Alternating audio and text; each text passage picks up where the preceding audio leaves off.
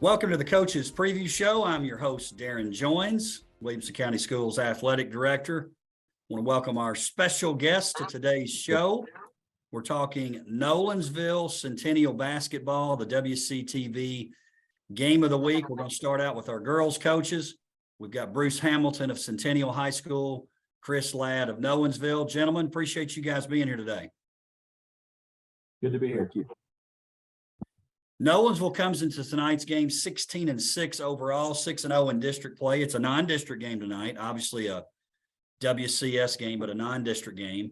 Centennial 7-15, 0-5 in league play. Teams did play back on January 17th at Centennial. Nolensville coming out on top 46-32. Coach Ladd, veteran of WCS, but welcome for the first time on the WCTV Coaches Show this week, at least for the year. Yes, good to be back. Thanks for having me. Team's playing pretty well, Coach.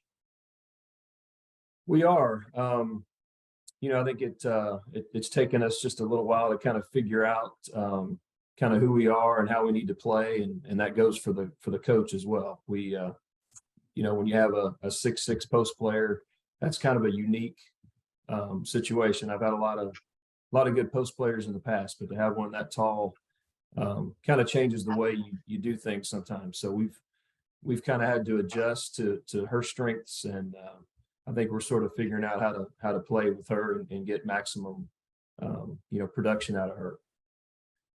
Coach Hamilton, back for your third time this year. We hope you aren't tired of seeing this crew. And I'm sure, don't you feel sorry for Coach Ladd that he's got to figure out a way to play with the 6'6" post player? Oh yeah, I feel real sorry for him. That's not to mention the the 6'2" freshman that's really skilled. So, but they've got a good team. Coach Ladd does a great job. Good young team, and I tell you what, got a good point guard. Galloway, shooter, just got good pieces, and they're all young. And Coach Ladd has done a terrific job with them. Coach Ladd, talk about that team. You are a young team. And I would say not necessarily internally, talking about it Nolensville, but I think from the outside expectations, you guys have certainly exceeded where people maybe thought you would be right now. Yeah, we just have 2 seniors and 2 juniors, but we really played with most of this group last year as well, and really took our lumps last year, and we just kind of saw what the future could be, and just kept working hard. I mean, I give the girls so much credit for continuing to work and believe in what we're trying to do. And Emily especially is, she has a personal trainer that she works with. And so they've really put in a lot of hard work and effort. And we're looking forward, yes, to having most of them back next year. And we do have some young pieces like Bruce mentioned. Our freshman Addie Weeman's really given us a big boost as well. So, we're just kind of a young bunch, and just hope to keep it rolling. Coach Hamilton, I know you get tired of me saying this, but your team's getting better, still playing hard. I feel like we're certainly, regardless of where you play that first round game, I feel like we're going to see your team in the region tournament. Well, I certainly hope so. I mean, the opportunity will be there for us. Basketball is a tournament sport, so we need to be playing our best as we get to that tournament. And we had some good stretches Tuesday. Tuesday was a tough loss, and we've had a kind of difficult. I know I've had a difficult time getting over it, and we are. I am seeing some things where I do think we are making strides. So hopefully we can continue to get better and be where we need to be at the right time. Nolensville coming off a 54-37 district win on Tuesday afternoon. Coach Ladd, talk about the decision to go ahead and play that game on Tuesday. I know we had some weather situations. There was only 2 games that were played. They were WCS games, so that's why we were able to do it. Some were playing out of county teams, and we didn't necessarily have a say-so in that. But it's a home game. The crowd was less. That potentially that plays into the favor of Independence. It didn't. You guys won. But talk about what your thought process was in going ahead and playing that game. Yeah, well, we appreciate, first of all, that our county allows us to make those decisions individually. When you have a game that gets canceled, it just really jams everything up, moving forward with your practice schedule and your game schedule. You're playing back to back possibly, and maybe playing on a weekend, not, a Saturday or something like that. We just didn't want to run into that. We wanted to kind of keep everything in rhythm. That's really the main reason. And we had to be honest, a pretty good crowd there. I think the kids, there was no snow to play in, so they all came to the gym, and we had a decent crowd. But today, or through the week, you just feel much better that you got that game in. I'm sure Coach Hamilton feels the same way, and just glad that we were able to do it. Coach Ladd, talk about your team a little bit more. You talk about having a young team, one senior, correct? Is that right on the roster? We have two seniors. Yeah. So you have two seniors, but talk about, you said, they played a lot last year. We took our lumps, but talk about that senior leadership too, what that role looks like, even if they're maybe not always your leading scorers or leading rebounders and that kind of thing. Yeah. They're J.R. Moyer and Sarah Brewer are our two seniors. I'll mention their names. And, they were, they've been to a state tournament as freshmen and saw some success. And then, one of our worst seasons we had was last year. So they've seen the highs and the lows. And those two have really just, one plays a lot, the other kind of comes off the bench, but their leadership and in the locker room and with the team, just bringing the girls together, when you got freshmen that are kind of going through some struggles, they need somebody to tell them, hey, it's going to be okay. This is how we do things, and kind of put their arm around them and support them and be positive. And that's really what they bring us, really just as much as what they bring us on the court. So I'm really, really proud of them, the way they've stuck it out over the 4 years they've been with us. Hey, and it's pretty nice to have a young lady like Lelena Washington too, Coach. She's getting it done as well, right? She is, yeah. Leilani went for 27 Tuesday night, and she can, she's an explosive player. She really has this year sort of, again, like I said earlier, learned how to play with those two post players, and she took on a lot of the brunt of our scoring last year, and this year she's realized, hey, I've got some people that can really help me around me. And we've kind of figured out how to play together in that regard, and that's really been nice to see. And I know everybody's happy to be reminded that Leilani's only a sophomore. She's going to be one of those players that you're like, what is she, 27 years old by the time she graduates, because she's played so much. Right. Which is good if you're a Nolensville fan. True. And I want to say this about Coach Hamilton too. I didn't say this earlier. This man has dealt with a lot of injuries. He does a great job, and I'm really glad we have quality coaches and people like him in Williamson County. I know he's doing a great job at Centennial, even though his team struggled a little bit this year, but this man's dealt with a lot of injuries too, so he does a great job. Well, I'm glad you said that, Coach. I certainly feel that way too. And I think, and Coach Wild and I talk about this a lot, because he has coached a lot there at Summit. He's been some other places too, obviously, but just basketball in WCS on the girls' side is really on the uptick. And I think a lot of it has to do, obviously, the players, but the quality coaches that we have in the league is something I'm certainly proud of. And you guys are certainly two of those. Hey, let's talk about Centennial. Coach, you go through the same decision-making process. Hey, if we're going to play, we got to play it early. It's the Battle of Franklin, a pretty good crowd. I was there for that game. Even though the girls' game started at 3, boys at 4:30. Talk about your thought process and Coach Moore's process for going ahead and playing that game rather than maybe putting it off. Well, I think we both wanted to go on and play the game simply because what Coach Ladd said, the scheduling and not wanting to compact district games right next to each other. And I actually thought the crowd was good. I thought the community responded well, and I thought it was a great atmosphere. So it was everything that you expected in a night game or a regular game without any weather delay. So I was very appreciative and glad we got to play that. Coach Hamilton, your team too. So you're down 16-12 at the half. You go on an 18-4 run to take that 30-20 lead. I could feel the excitement, the energy from your bench. You had some great sets there, got some backdoor looks. You had to be pleased. Is that maybe the best your team has executed in a quarter this entire year? 18 points in a quarter, that's a lot of points. Yeah, yes, for us, definitely.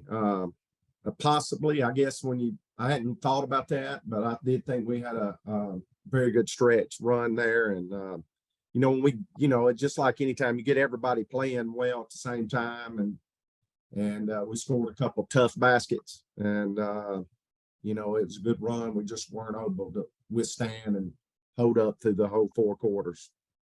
Let's talk about your districts a little bit. Coach Ladd, don't know if you would have thought this would be the case going in, but with 2 games left, you have secured first place. You're 6-0. Independence now 3-3. Columbia 2-2.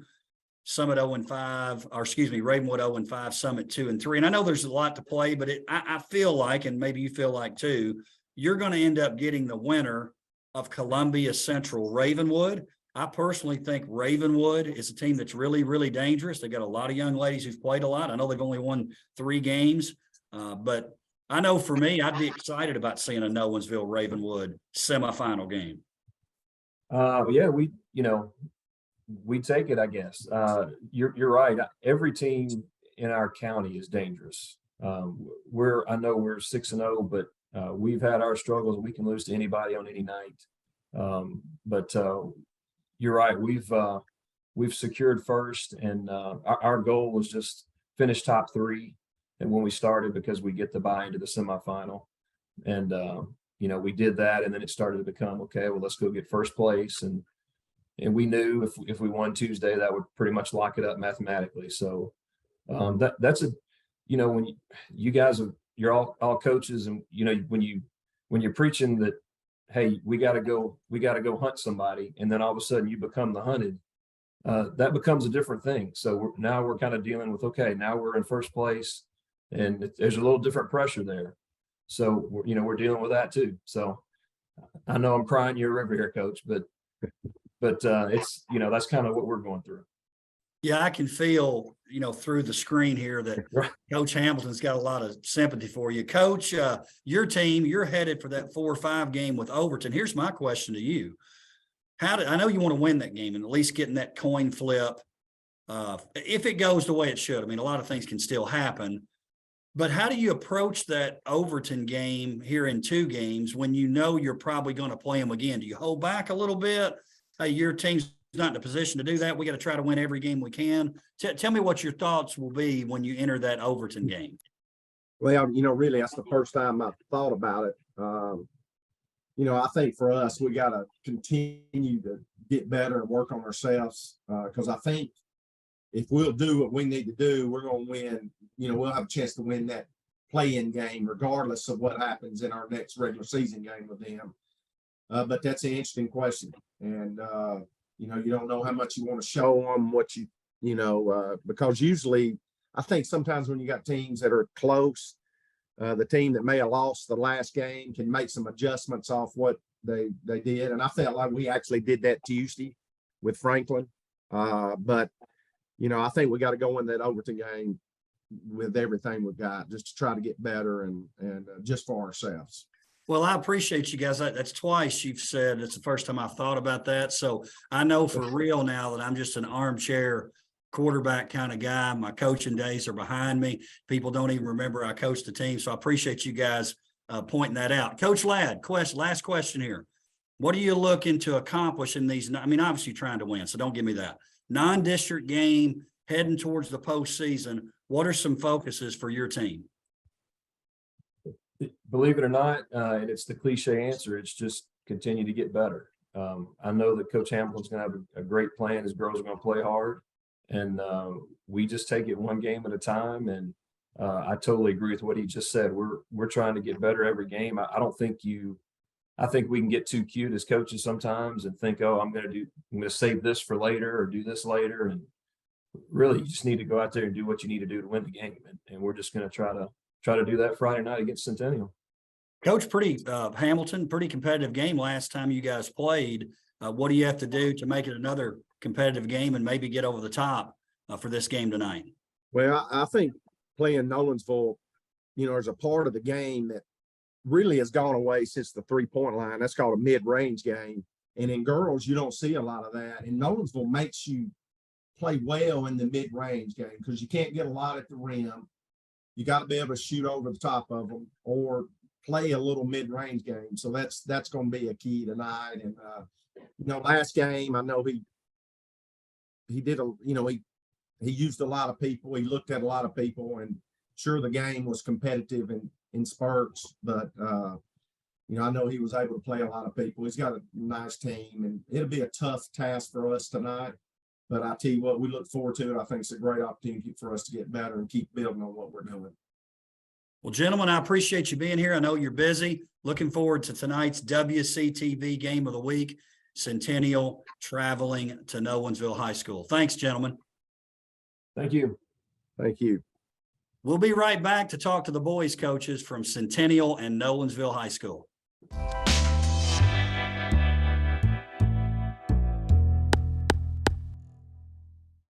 Welcome back to the Coaches Show. I'm Darrin Joins, Williamson County Schools Athletic Director, now joined by the boys basketball coaches. Again, talking about tonight's WCTV game of the week. Centennial High School traveling to Nolensville High School. We have Jeremy Moore for the third time this year on the game of the week. And for the first time, not only this year, but in his career in WCS, because this is year one, Coach Giudice, Drew Giudice from Nolensville High School. Hey, Coach, now look, I know you got Jonathan on there, and everybody does first names, but Drew Giudice. Yeah, my mom really did me a solid there. My middle name is Andrew, so since day one, it's been Drew. So legally, there was about 10 people who knew I was Jonathan before this year. So you got the double whammy, and I think every teacher knows this. Number one, you want to call your kid by their first name and make sure it can't be shortened. So your mom messed you up twice. Yeah, going by half of the middle name has been a disaster this year. Until this year, it didn't matter.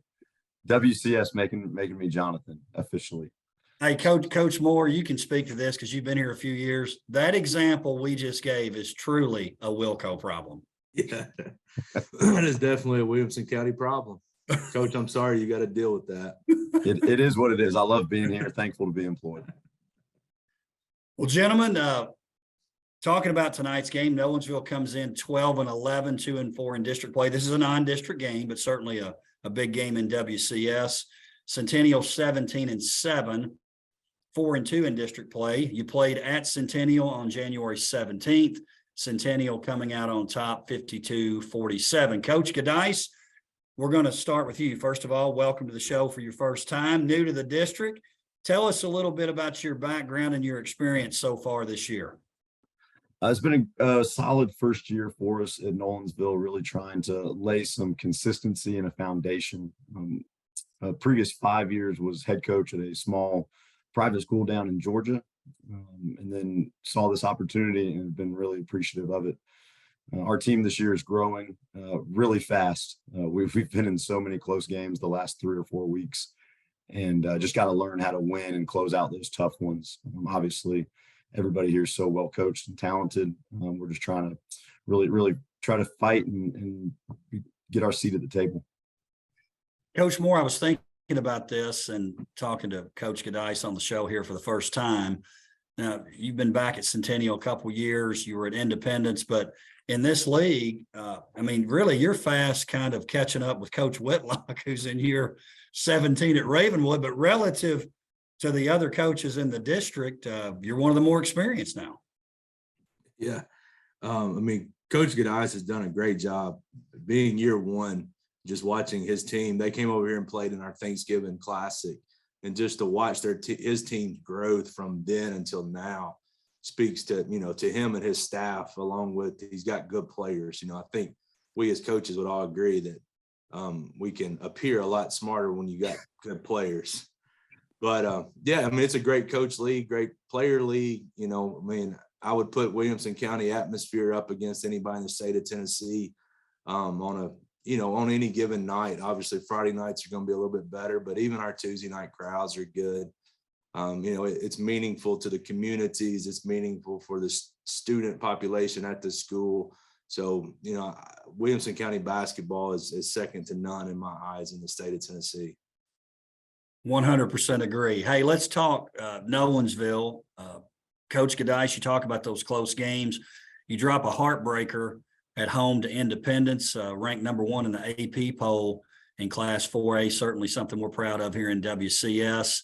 You dropped that game 48-47. You are doing a great job. I know Coach Moore talked about it. You and I've talked a little bit throughout the year, and I think a lot of people are recognizing what you're doing. But those close losses, especially with this young team, because you're playing some young guys, you've got some veterans too, but playing some young guys as well, that potentially takes a little bit of toll on your team mentally. No doubt about that. And that's why we as a coaching staff and even our players, to their credit, I'm so proud of how positive we've stayed. I think from last season to this season, learning how to win those close games, you got to be in the close games. And so 5 of our losses in January, throw out the blowout at Indy. The other 5 losses are by a combined 15 points. That's a box out in the second quarter. It's a turnover in the third quarter. So learning how to value every possession has been a really key emphasis for us. And the guys have done a great job of that. Really proud of all of them. Well, talk about that a little bit more, Coach. I know Coach Hamilton and I talked about this a week or so ago for different reasons in your team. But losing those close games, you still are 12-11 overall. Certainly an improving team like Coach Moore talked about. But talk about maybe having to be a psychologist a little bit too with the team. And that psychology part has been a key focus for us. And now it's not as much me in the locker room. Yesterday, after that disappointing game, we had players talking about why can't we get this done this year? And we're taking everybody to the wire. So now the players are really starting to own that role too, which has been really neat to see. Charles Winfrey is a leader for us. He's the one senior who's really been in the rotation all year. He was out yesterday Tuesday with an injury. And so hopefully we'll have him back tonight for this game against Centennial. Hey, I'm glad you mentioned Charles, because when I watch him, I mean, a lot of people don't know this, but he's one of your student section leaders during that great football run. But in watching your team play, I watched you guys earlier in the year play a really good Ravenwood team, just a great atmosphere there at Nolensville that particular night. It is really obvious that he is your leader on the floor. He's definitely, from a personality perspective, that heartbeat perspective. Yeah, he brings a lot of positive energy. And on Tuesday's game against Indy, even sitting on the bench, he was coaching up our young freshman BJ Hall, who he's had a really good connection with. So to see him kind of coach up these younger players has been neat. Ethan Bennett is another senior who recently has really come back into the rotation, and because he's so mature and so tough, has provided another really strong leadership role as well. More so with his play and demeanor, not as much vocally. Coach Moore, let's talk a little Centennial. Tough loss there on Tuesday in the Battle of Franklin, 55-52. Franklin comes out on top. You had a great matchup that first time too at Franklin. Always a great game when those two schools play. Hey, talk about this. And Coach Giudice, I'm going to come back to you on this too. Coach Moore, talk about that decision-making, because both of you guys, it was your home games. Talk about that decision to play, because even though, and again, I was at the Franklin Centennial game, it was a nice crowd. Not what you would have had if that would have been a normal night game. But talk about that decision-making to go ahead and play that game as the home team, because a night game probably would have been a little bit better atmosphere for you guys. Yeah, I despise moving games ever. If it was up to me, we'd play every game Tuesday and Friday when it's on the schedule, because I like a routine for myself as well with my kids. But this late in the year, you run into what happens if, can't play tonight. And then Thursday we host a freshman orientation. That's a big deal. So we can't play on Thursday. So you're running into 2 district games next week where, do you want to play before a district game, after a district game, or anything like that? So to me, it just makes the most sense to get it in when you can.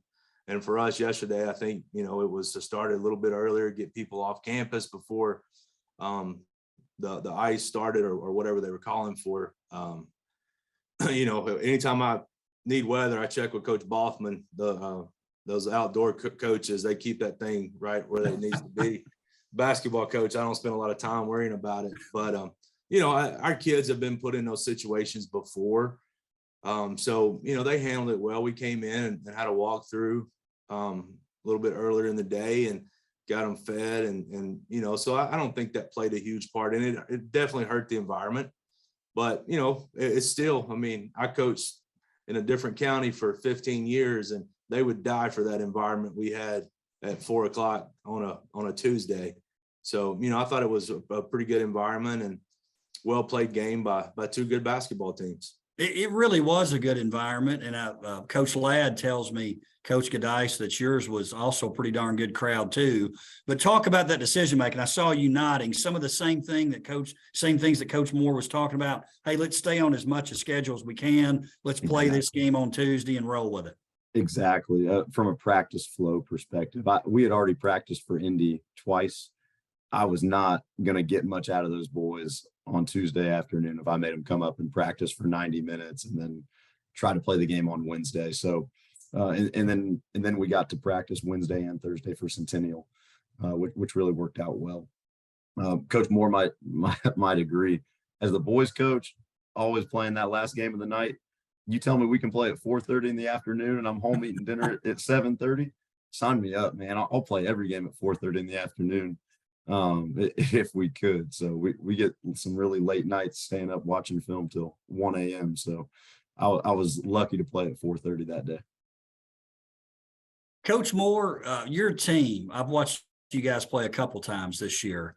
And a way I would, and I think they have a lot of your personality too. I think we see that with teams and coaches, that you see them take on your personality. You're something I would say about your team that really stuck out to me in that game against Franklin. And I mean this as a compliment.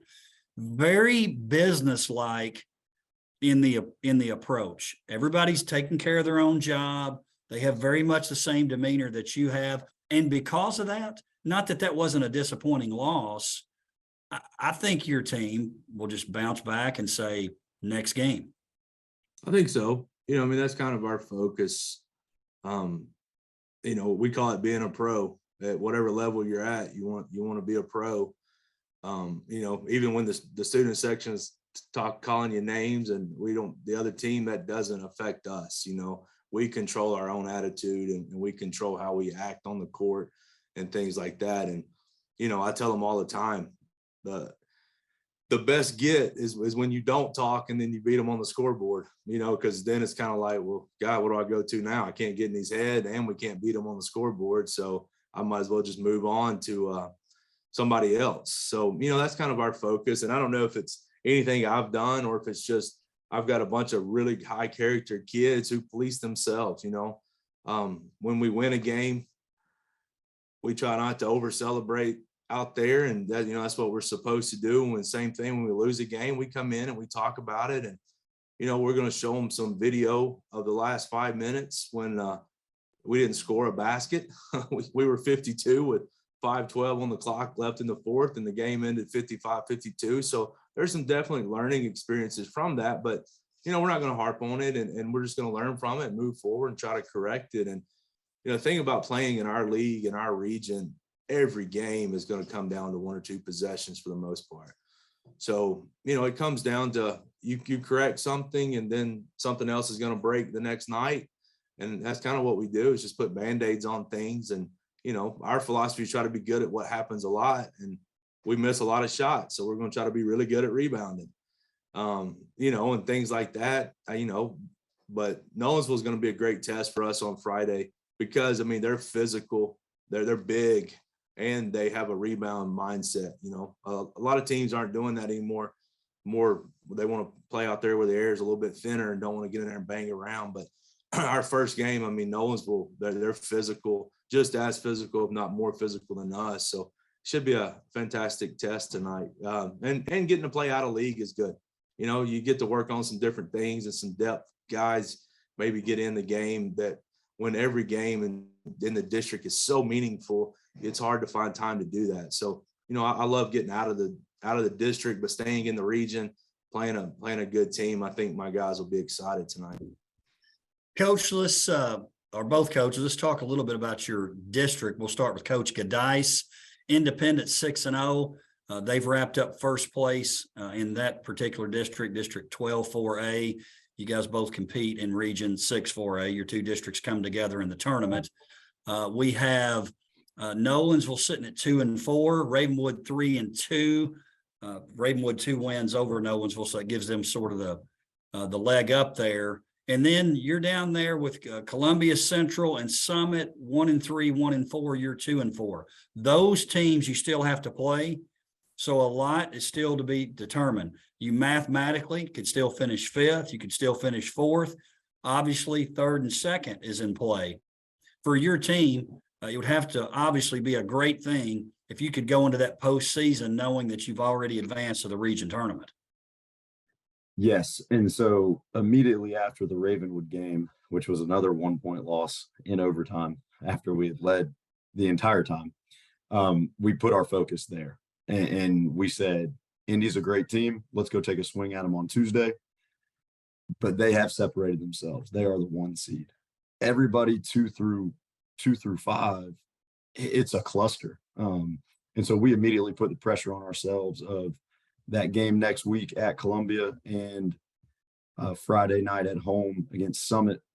If we can get to 4-4, lock up that 3 seed, that's a huge goal for us right now because we would really like another chance at Ravenwood in the 2-3 game on our home court after we feel like we led and outplayed them for the vast majority of 2 and some games because we went to overtime in the second one.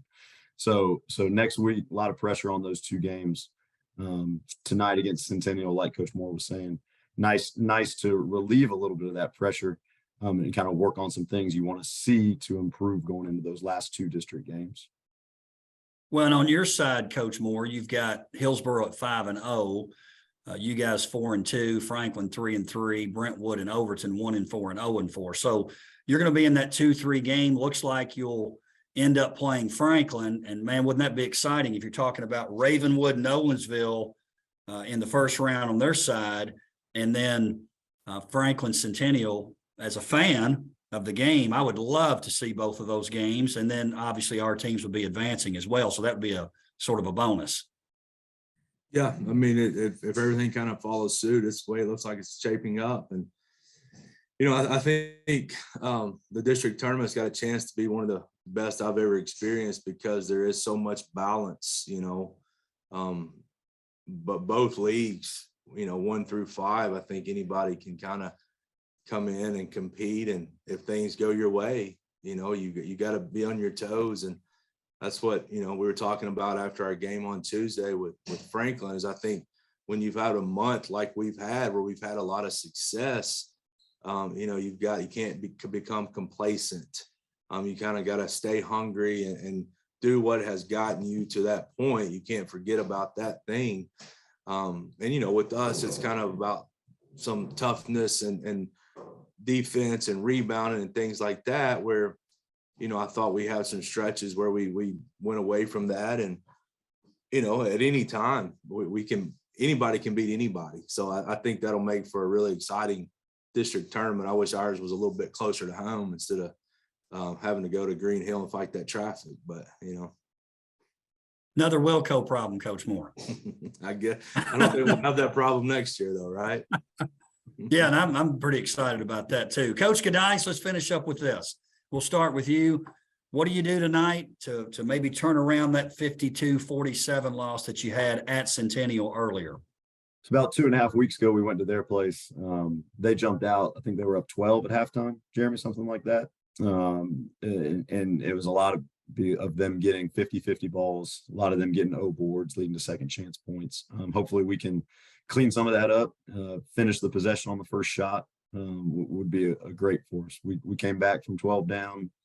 We were up 1 with the ball a couple times in the fourth quarter, and I think they forced 2 turnovers with really good defensive plays by them. So need to value the basketball, need to rebound. Those are going to be the 2 focuses for us. Coach Moore, how about your squad? You come out 42 or 52-47 the first time. What are some keys for your team tonight to maybe repeat that result? Coach Joins, you missed an opportunity. I heard Coach Giudice had a great halftime speech at Centennial. I don't know if he wanted to share any of that or not.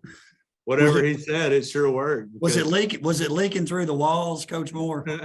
No, I didn't hear it. That's just, I get all my information secondhand.